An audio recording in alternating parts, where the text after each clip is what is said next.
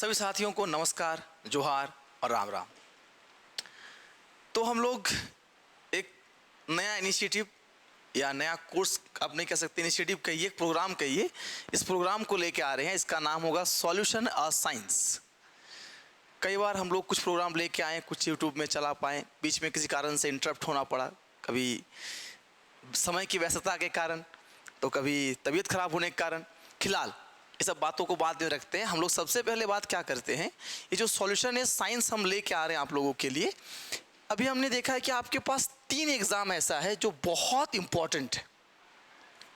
3 ऐसे एग्ज़ाम है जो आपके लिए बहुत इंपॉर्टेंट है, बहुत ज़्यादा।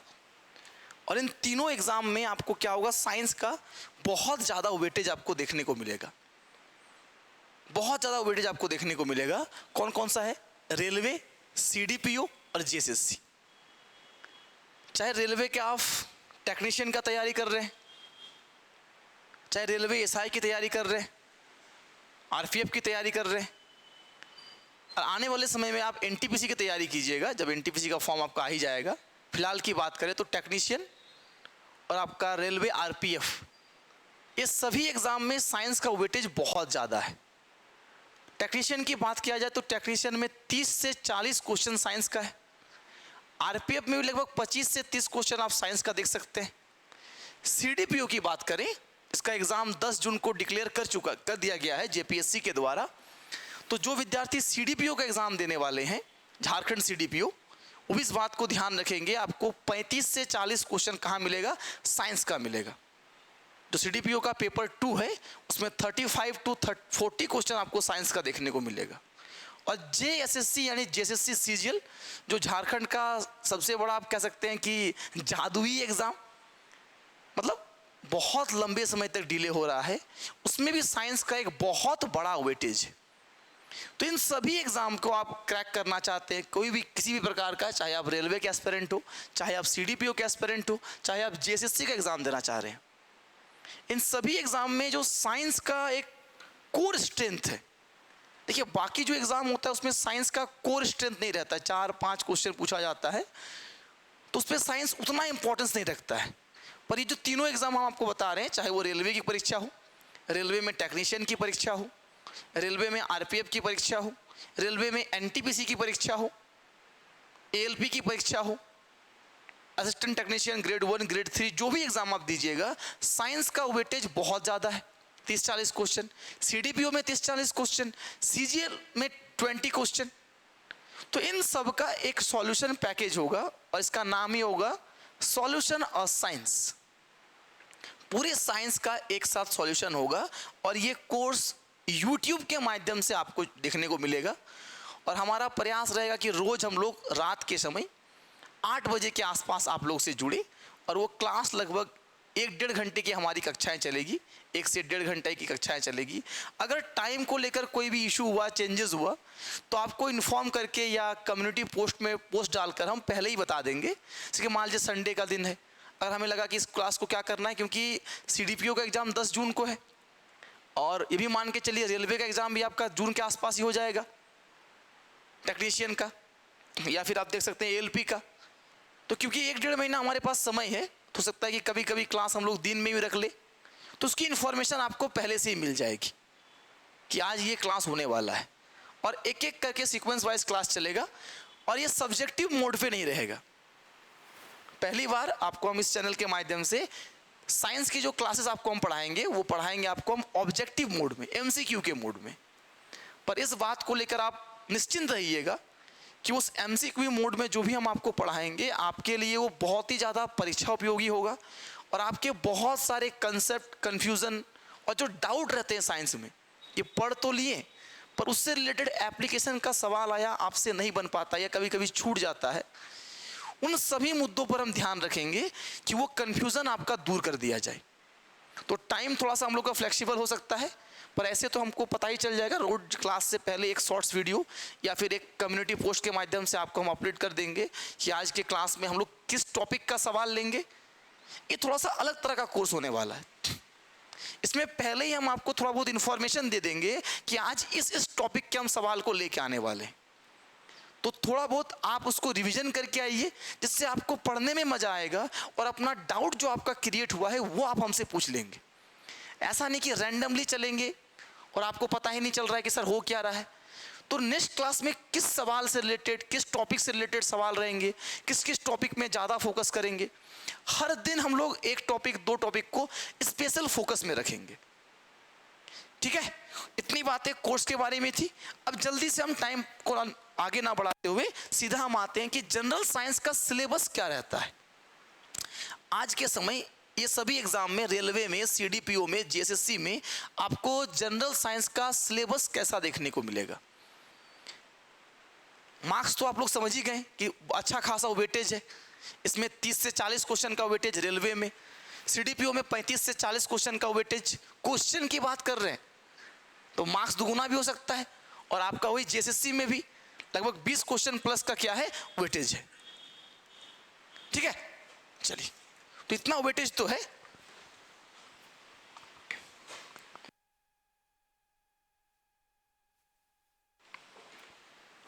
ठीक ना, तो ये बातें आपको ध्यान देना है।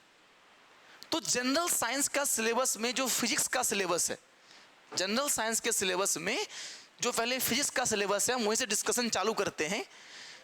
सबसे पहले हम फिजिक्स की बात करें तो फिजिक्स का वेटेज इस बार रहेगा और धीरे धीरे फिजिक्स का वेटेज बढ़ रहा है। तो फिजिक्स में क्या हुआ, आपका सबसे पहला सेगमेंट जो हम लोग देखने वाले हैं, मैकेनिक्स। हम सिलेबस को थोड़ा सा संक्षिप्त में लेके आए हैं, ब्रीफ में लेके आए हैं। एक बार में आपको समझ में आना चाहिए, सिलेबस पहले समझिए, बिना सिलेबस का ये पूरा कोर्स आपको समझ में आएगा नहीं। तो सबसे पहले फिजिक्स में हम लोग किस पे फोकस करेंगे, मैकेनिक्स। मैकेनिक्स यानी यांत्रिकी। हिंदी में कहें मैकेनिक्स का मतलब क्या हो गया, यांत्रिकी। आप कह सकते हैं यांत्रिकी एक ऐसा चैप्टर है जो फिजिक्स का कोर है। इसका पूरा टॉपिक आप कवर कीजिएगा तो फिजिक्स के कोर को आप समझ जाइएगा। इसी में आपको स्पीड, डिस्टेंस, वेलोसिटी, डिस्प्लेसमेंट, उसके बाद आपका gravitation, friction, viscosity, surface tension, elasticity, capillarity, lever, simple machine, ये सारा, centre of gravitation, angle of contraction, angle of contact, जितने सारे जो वर्चुअल कॉन्सेप्ट होते हैं, वर्सटाइल कॉन्सेप्ट होते हैं, वो लगभग वर्सटाइल कॉन्सेप्ट आपको मैकेनिक्स में ही पढ़ना होगा। तो पहला चैप्टर जो हम लोग कंप्लीट करेंगे फिजिक्स का, वो क्या होगा, मैकेनिक्स। ये सिलेबस आपको एकदम ध्यान रखना है। और सारे लोग कमांडो रिटन क्लास, हमारा टेलीग्राम चैनल जस्ट अभी हम लोगों ने बनाया है, तो आप लोग टेलीग्राम चैनल ज्वाइन कर लीजिए, कमांडो रिटन क्लास, जहाँ पे आपको क्लास का पीडीएफ और क्लास से रिलेटेड सारी जानकारियाँ मिल जाएगी कि नेक्स्ट क्लास क्या होने वाला है, उसमें आपको किस सब्जेक्ट को पढ़ के आना है, उसकी सारी जानकारी, इस कोर्स की पूरी जानकारी हम आपको अपने Telegram channel commando written classes के माध्यम से प्रोवाइड करेंगे। तो आप लोग जरूर ज्वाइन कीजिए कमांडो रिटन क्लासेस। यहाँ देखिए एक बार, तो फिजिक्स में पहला मैकेनिक्स चैप्टर पे कवर करेंगे, काम करेंगे। नंबर 2 हम लोग किस चैप्टर को लेंगे, तो हमारा फिर से चैप्टर रहेगा heat and temperature. Heat and temperature आप देखते होंगे कई बार पूछा जाता है कि डिग्री सेल्सियस को फ़ारेनहाइट में बदले, फ़ारेनहाइट को केल्विन में बदले। यहीं पे आपको एडियाबेटिक, इसके बाद थर्मल या लॉ ऑफ थर्मोडायनामिक्स, उसके एप्लीकेशन, हीट से बहुत सारे सवाल की टेम्परेचर बढ़ाने पे क्या होगा, घटाने पे क्या होगा, कन्वर्जिंग का सवाल आ जाता है। तो कई सारे थ्योरम इस पर आधारित होते हैं, उन सारे थ्योरम को भी हम लोग यहाँ पर कंप्लीट करेंगे। हीट एंड टेम्परेचर, ये नेक्स्ट टॉपिक आपको देखना है। तीसरा टॉपिक क्या देखना है, वेव्स, तरंग, mechanical waves, non mechanical waves, आपको वेवलेंथ, फ्रीक्वेंसी, एम्पलीट्यूड, इन सबसे लगातार सवाल पूछे जाते हैं। तो तरंग चैप्टर में हम लोग इसके सवालों को देख लेंगे और वेव्स के साथ साथ हम लोग साउंड को भी कवर करेंगे, ध्वनि, तरंग और ध्वनि। इसके बाद आपका मेन टॉपिक क्या है, ऑप्टिक्स, यानी प्रकाशिकी, प्रकाशिकी, ऑप्टिक्स। ठीक है, फिर हमारा चैप्टर होगा इलेक्ट्रिसिटी, यानी विद्युत धारा, ओम का नियम, कूलाम्स लॉ, किस तरह से विद्युत आवेश में विभव पैदा करते हैं हम लोग, इलेक्ट्रिक पोटेंशियल, पोटेंशियल डिफरेंट, इन सब चीज को हम लोग पढ़ेंगे कि पैरेलल सीरीज में रेजिस्टेंस जोड़ने से क्या होता है, सीरीज में हम लोग अगर किसी रेजिस्टेंस को ऐड करते हैं तब क्या होगा, मतलब पूरा प्रतिरोध, प्रतिरोधकता, रेसिस्टिविटी, इन सब को हम लोग डिटेल्स में जानेंगे इलेक्ट्रिसिटी चैप्टर के माध्यम से।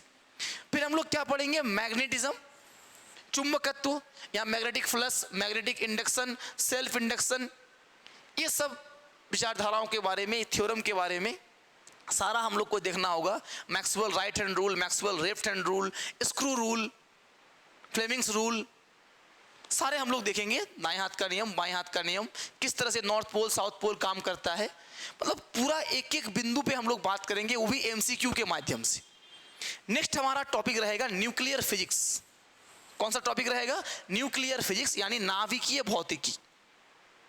और फिर हम लोग फिजिक्स में जो आखिरी चैप्टर पढ़ेंगे वो होगा मॉडर्न फिजिक्स, ठीक है, आधुनिक भौतिकी। आजकल मॉडर्न फिजिक्स से सवाल बहुत ज़्यादा पूछे जाते हैं, तो मॉडर्न फिजिक्स का कई सारा सेगमेंट हम लोग को देखना होगा कि फिजिक्स में कब किसको नोबेल मिला, किस घटना के लिए मिला, करंट अफेयर से जुड़ा हुआ जो सवाल है वो भी आपका यहाँ पे हम कवर कराएंगे। तो ये था फिजिक्स का सिलेबस। अब हम लोग बात करते हैं कि केमिस्ट्री का सिलेबस क्या रहेगा, और सिलेबस को समझना बहुत ज़रूरी है। एग्ज़ाम को पास करने का पहला जो सबसे माइलस्टोन स्टेप होता है वो होता है syllabus. Know your syllabus and stick to the syllabus. देखिए, मैटर, पदार्थ के बारे में पढ़ेंगे हम लोग। फिर क्या पढ़ना है हम लोगों को, एसिड, बेस एंड सॉल्ट, अम्ल, क्षार और लवण। फिर क्या पढ़ना है हम लोग को, carbon and its compound, carbon और इसके यौगिक। इसके बाद क्या पढ़ना है, पीरियोडिक टेबल यानी तत्वों की आवर्त सारणी। यहाँ हम लोग Dobereiner, Newlands, Lothar Meyer, Mendeleev, Moseley, इन सब साइंटिस्ट के द्वारा जो अलग अलग काम किया गया है, पूरे 118 तत्वों का वर्गीकरण किया गया है, उसके बारे में हम लोग जानेंगे पीरियोडिक टेबल में। अगर आप लोग एग्जाम दिए होंगे या फिर आप लोग फ्रेशर्स होंगे, ये बात तय रहता है कि ये जो चैप्टर हम आपको लिख के यहाँ बता रहे हैं ये मेन चैप्टर है, इसको पढ़ लिए तो कहता है ना कि इसको कर लिया तो लाइफ झिंगा लाला, तो वही यही है, क्या है, सॉल्यूशन ऑफ साइंस। कोर्स का नाम ही है सॉल्यूशन ए साइंस। आपको साइंस की सारी टेंशन से मुक्ति मिलेगी, और बिल्कुल आप हमारे साथ रेगुलर जुड़ेंगे तो आप खुद कॉन्फिडेंस फील करेंगे उस पूरे कोर्स को करने के बाद। और पूरे एक यूनिक तरीके से हम कोशिश करेंगे कि आपको हर एक कंसेप्ट, हर क्वेश्चन के माध्यम से समझाया जाए, कि आपको रटने का जरूरत ना पड़े, उसके आसपास कोई दूसरा क्वेश्चन आए उसको भी आप अटेम्प्ट कर पाए। तो हम लोग क्या किए कि पहले मैटर चैप्टर देख लेते हैं, फिर एसिड, बेस एंड सॉल्ट, अम्ल, क्षार और लवण, किसमें कौन सा अम्ल मिलता है, अम्ल का मान क्या होता है, उसका फॉर्मूला क्या होता है, किंग ऑफ एसिड किसे कहते हैं, और अम्ल राज किसे कहते हैं, एक्वारेजिया क्या होता है, कैसे हमारे पेट में गैस्ट्रिक ग्लैंड के माध्यम से कौन सा एसिड बनता है। यहीं पे हम लोग संचारण देखेंगे, कोरिजन के बारे में पढ़ेंगे, हेवी वाटर के बारे में पढ़ेंगे। तो एसिड, बेस एंड सॉल्ट बहुत इंपॉर्टेंट चैप्टर है, बहुत इंपॉर्टेंट। फिर हम लोग पढ़ेंगे carbon and its compound, carbon के अलग अलग एलोट्रोप के बारे में पढ़ना होगा, हीरा के बारे में, ग्रेफीन के बारे में, ग्रेफाइट के बारे में, फुलेरीन के बारे में। फिर से कंपाउंड में एल्केन, एल्कीन, अल्काइन ग्रुप के बारे में, ईथर के बारे में, अल्कोहल के बारे में, एक कार्बोक्सिलिक एसिड के बारे में, इन सब चैप्टर पे हम लोग बात करेंगे।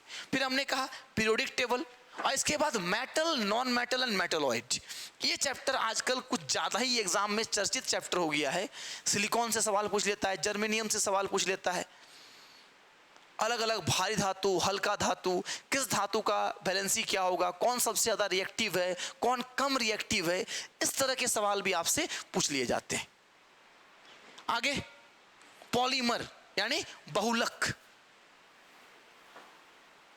आपको पूछ लिया जाता है कि बुलेट प्रूफ जैकेट किसका बना होता है, बुलेट प्रूफ विंडो किसका बना होता है, नॉन स्टिकी बर्तन किसका बना होता है, घर में रखने वाला पीवीसी किसका बना होता है, प्रेशर कुकर का हैंडल किसका बना होता है, thermosetting plastic, thermostat plastic, natural polymer, isoprene, neoprene, cycloprene या क्लोरोप्रीन, रबर को हार्ड कैसे करेंगे। तो जितना सारा टर्म आता है पॉलीमर यानी बहुलक, बहुत सारे एक लक को जोड़ दिए, इथीन को जोड़ दिए तो क्या बन गया, पॉलीथीन, है ना। ओके, फिर हमारा नेक्स्ट क्या है, केमिस्ट्री इन एवरीडे लाइफ, दैनिक जीवन में रसायन। नेक्स्ट चैप्टर का नाम क्या है, केमिस्ट्री इन एवरीडे लाइफ यानी दैनिक जीवन में रसायन। आगे, और दैनिक जीवन में रसायन में हम लोग एनेस्थेसिया, एनाल्जेसिक, पीड़ाहारी, रोगनाशी, थोड़ा मोटा आप बोल सकते हैं कि आप डॉक्टर बन जाइएगा कि आजकल ये सवाल बहुत आता है, बेहोश करने के लिए किसका यूज करते हैं, क्लोरोफॉर्म का क्या काम है, पीड़ाहारी में कौन कौन सा आता है, विक्स जो हम लोग लगाते हैं उसमें क्या होता है, आयोडेक्स में क्या होता है, ये सारा हम लोग केमिस्ट्री इन एवरीडे लाइफ में पढ़ेंगे। नेल पॉलिश यानी नेल पॉलिश को हटाने में कौन सा हम लोग यूज करते हैं, बोटिंग इंक में क्या यूज करते हैं, आसपास के जीवन में जो लोग रसायन का यूज करते हैं, बेकिंग सोडा, खाने वाला सोडा, उन सब बातों पे हम लोग बात करेंगे। यहाँ पर अल्कोहल पे बात करेंगे। फिर बायोलॉजी की बात करें तो बायोलॉजी में सबसे पहला क्या है, सेल एंड टिश्यू, जो कि सबसे इंपॉर्टेंट टॉपिक है। नंबर 2 में क्या है, ह्यूमन बॉडी एंड सिस्टम, मानव तंत्र, इसमें पाचन तंत्र यानी डाइजेस्टिव सिस्टम, रेस्पिरेशन सिस्टम, श्वसन तंत्र हो गया आपका, स्केलेटन सिस्टम, कंकाल तंत्र, नर्वस सिस्टम, तंत्रिका तंत्र, एक्सक्रीटरी सिस्टम, उत्सर्जन तंत्र, इन सब पे डिटेल पे क्वेश्चन आंसर के साथ आपको समझाते हुए आगे बढ़ेंगे।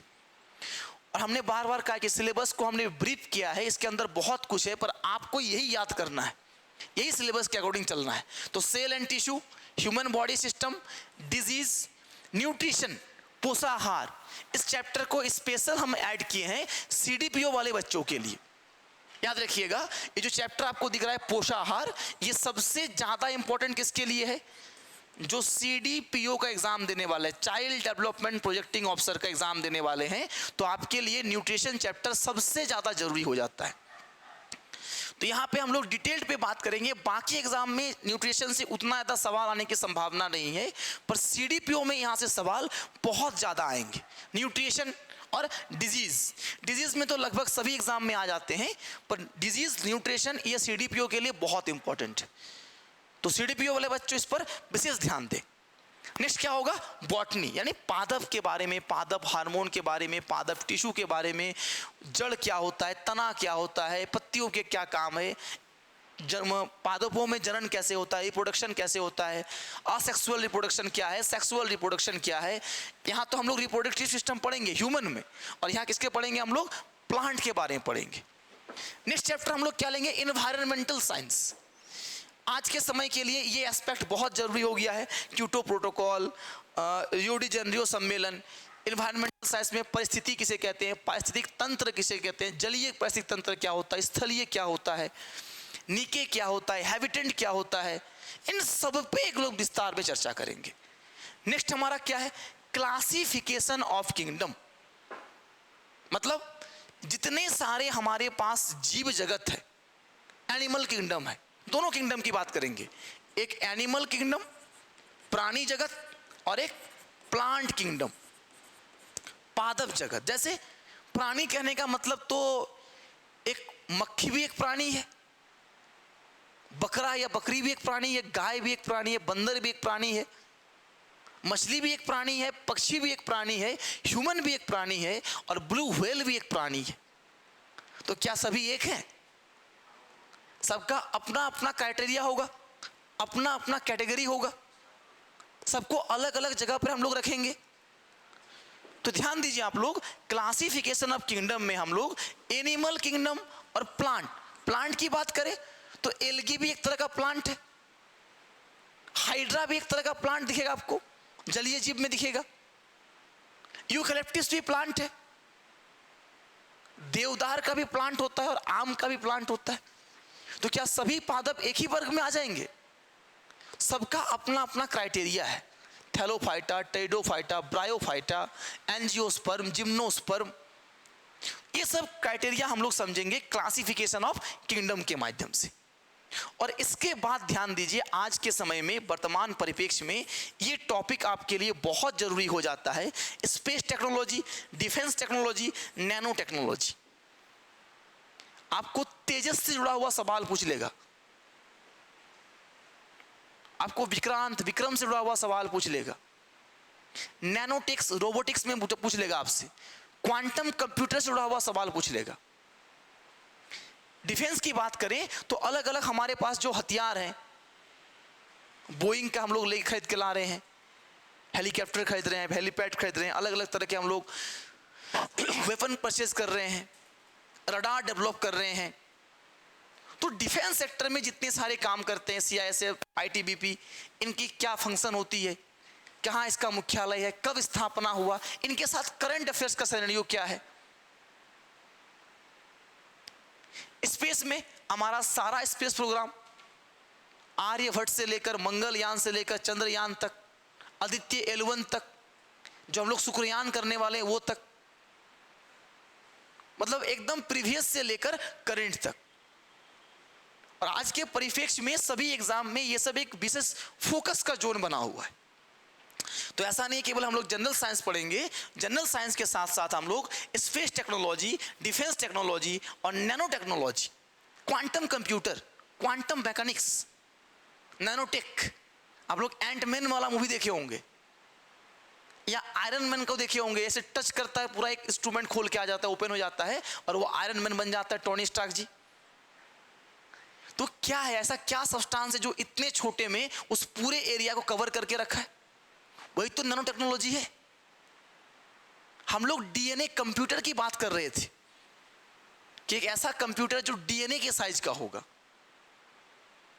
तो ये सब चर्चाएं कहाँ करेंगे हम लोग? नैनोटेक में करेंगे। थोड़ा बहुत रोबोटिक्स का आइडिया लेंगे, किस तरह से वो फंक्शन करता है, बहुत डीप में तो नहीं, जो क्योंकि आपके सिलेबस में क्या लिखा हुआ रहता है, एक सामान्य व्यक्ति को जो जानकारी होनी चाहिए, स्पेशलाइजेशन नहीं करना है, उसके फंक्शन को नहीं जानना है, पर उसके बारे में समझना है।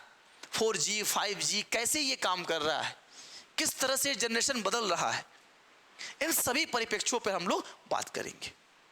तो सारे कोई एक बार फिर से याद रखिएगा कि हमारा ये जो कोर्स चलेगा इसका नाम क्या है, सॉल्यूशन ऑफ साइंस। इसमें रेलवे, CDPO और JSSC का पूरा कवरेज मिलेगा और ये कोर्स YouTube के माध्यम से होगा, ऐप में नहीं चलेगा। ऐप में जो हमारी कोर्स चलती है वो तो अलग है। ऑफलाइन हमारे जो क्लासेस चल रही है वो तो रेलवे के लिए स्टार्ट कर चुके हैं। आप लोग ऑफलाइन क्लासेस ज्वाइन करना चाहते हैं तो आप लोग दिए हुए नंबर पे कांटेक्ट कीजिए। रेलवे का ऑफलाइन बैच हमारे यहाँ चल रहा है और प्रोमिनेंट टीचर के माध्यम से चलाया जा रहा है, आप लोग ज्वाइन कर सकते हैं। SSC GD की क्लासेस बहुत जल्दी शुरू होने वाली है। पर ये जो कोर्सेज होगा साइंस का, ये आपको पूरी तरह से YouTube में मिलेगा और आप लोग commando written class Telegram channel को ज्वाइन कर लीजिए, जहाँ पे आपको क्लास से रिलेटेड सारी जानकारियाँ मिलेगी। और हमारे साथ जुड़िए और ये डेफिनेटली हम लोग कोशिश करेंगे इस क्लास को बेहतर बनाया जाए और आपको टॉपिक हम पहले ही बता देंगे जिससे कि आप पढ़ पाएँ, पढ़ के आएँ और हमसे सवाल पूछ पाएँ। कुछ इस मोड में ये सवाल चले कि आपको लगे कि ये पेड क्लासेस है, आप पे करके पढ़ रहे हैं। पेन कॉपी के साथ बैठना है, बिना पेन पेपर के साथ नहीं बैठना है, क्योंकि लगातार इसमें आपको हम कंटेंट बताएंगे जो आपको लिखना है, समझना है और जो समझ में ना आए तुरंत कमेंट के माध्यम से आपको पूछना भी है। इसको बिल्कुल आप इस तरह से मान के चलिएगा कि आप पेड कोर्स पे पढ़ रहे हैं, तो आप लगातार सवाल पूछ के आइएगा, पढ़ के आइएगा, तो हमें पढ़ाने में और आपको पढ़ने में दोनों में ही आनंद आएगा। और ये इनिशिएटिव हमारी तरफ से सभी के लिए जो रेलवे का एग्ज़ाम दे रहे हैं, CDPO का एग्ज़ाम दे रहे हैं, JSSC के एग्ज़ाम दे रहे हैं, कमांडो रिटन क्लासेस की ओर से आपके लिए है। तो इसमें आप लोग कल से ही जुड़िए। और टाइमिंग को लेकर बार बार हम बता रहे हैं, ऐसे तो टाइमिंग इसका 8 बजे रखा गया है, पर अगर हमें लगता है कि किसी कारण से 8 बजे किसी दिन क्लास नहीं हुई तो डे के समय या किसी भी समय इस क्लास को हम लोग ज़रूर लेंगे, क्योंकि क्लास थोड़ी सी लंबी होगी। 1.5-2 घंटे की क्लास रखने का हम कोशिश करेंगे, क्योंकि CDPO की एग्ज़ाम, रेलवे की एग्ज़ाम जल्दी है, तो एग्ज़ाम से पहले कम से कम हम आपको एक फुल कवरेज दे पाएँ। तो ये सॉल्यूशन ऑफ साइंस का पहला सीज़न होगा, यही मान के चलिए। वर्तमान के अंदाज में कहा जाए तो आजकल तो हम लोग OTT में आ गए हैं, ऑनलाइन प्लेटफॉर्म हर जगह चल रहा है ना। तो इसलिए सीज़न 1 होगा और एपिसोड 1 कल आने वाला है, तो बी रेडी। कल जुड़ते हैं, स्टे ट्यून्ड। धन्यवाद, जय हिंद।